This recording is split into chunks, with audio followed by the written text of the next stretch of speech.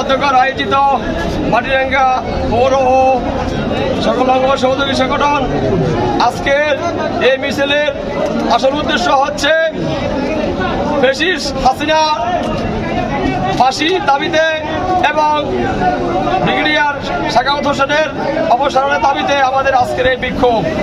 আপনারা জানেন এই শেখ হাসিনা পুরা বাংলার সারা দেশের সাধারণ জনগণকে নৃশংসভাবে হত্যা করেছে।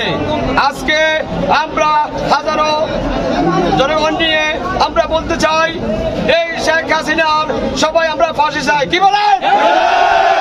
শেখ হাসিনার দাবিতে, শেখ হাসিনার ফাঁসির দাবিতে আজকে আমরা এখানে সমবেত হয়েছি।